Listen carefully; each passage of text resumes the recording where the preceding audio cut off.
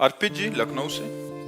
श्री हरिवंश महाराज जी, जब कोई इंसान सेवा, भक्ति और ब्रह्मचर्य का मार्ग अपनाता है लेकिन समाज में उसकी जिम्मेदारियां जैसे परिवार, नौकरी, सामाजिक कर्तव्य भी उससे डिमांड रहती है घर वालों को, तब किस तरह से संतुलन बनाना चाहिए? क्या कुछ ऐसा दैनिक नियम हो सकता है जिससे भक्ति और संसार दोनों अधूरे ना रहें? हाँ, अगर पत्नी है तो महीने में एक बार सहवास करें।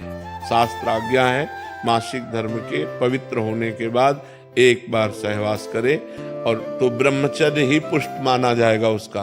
पराई स्त्रियों की तरफ गंदी दृष्टि न करे, अपनी पत्नी से महीने में एक बार भगवान को प्रणाम करके सहवास करे तो धर्मयुक्त काम भगवान कहते हैं मैं हूँ। और इसके बाद नाम जप अपना बंद ना होना चाहिए। शराब नहीं पीना, मांस नहीं खाना, कोई नशा नहीं करना, घूस नहीं लेना, चोरी नहीं करना, किसी की हिंसा नहीं करना, तो गृहस्थ धर्म में रहते हुए भी वो भगवान को प्राप्त कर लेगा। नाम जप में बड़ी सामर्थ्य है। पराई माता बहनों की तरफ दृष्टि न रखे, अपनी पत्नी से ही अनुराग करे, पर एक महीने में एक बार सहवास करे तो ब्रह्मचारी ही माना जाएगा। समझ रहे?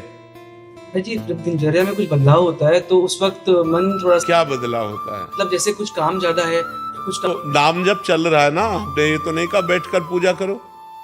हमने तो 20 बार नहीं कहा कि आप बैठ करके पूजा करो। हम तो नाम जप की कह रहे हैं कि सुबह उठो और चल दो, और नाम जप चल रहा है राधा राधा राधा, शाम तक काम करो राधा राधा राधा, कोई परेशानी नहीं। हमने तो नहीं कहा पद्मासन लगाओ, सिद्धासन लगाओ, गृहस्थ आश्रम के लिए है भी नहीं, क्योंकि उसको कब कौन सा कार्य लग जाए। नाम जप करो, पवित्र आचरण से चलो, कोई नशा न करो, इसी से भगवत प्राप्ति हो जाएगी। टाइम भी मतलब नाम जप चल है सहवास के टाइम। हाँ, बिल्कुल बिल्कुल छोड़ना नहीं चाहिए। उसी समय दिल रुक जाए तो उसी समय हमारी दुर्गति हो जाएगी।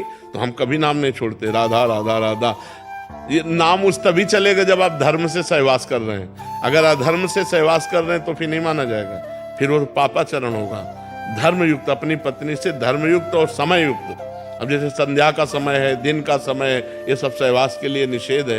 रात्रि के समय में भगवान और दिशाओं को प्रणाम करके, दिशाओं के देवताओं को, तब ये बहुत धर्मयुक्त हो जाता है। फिर वो धर्म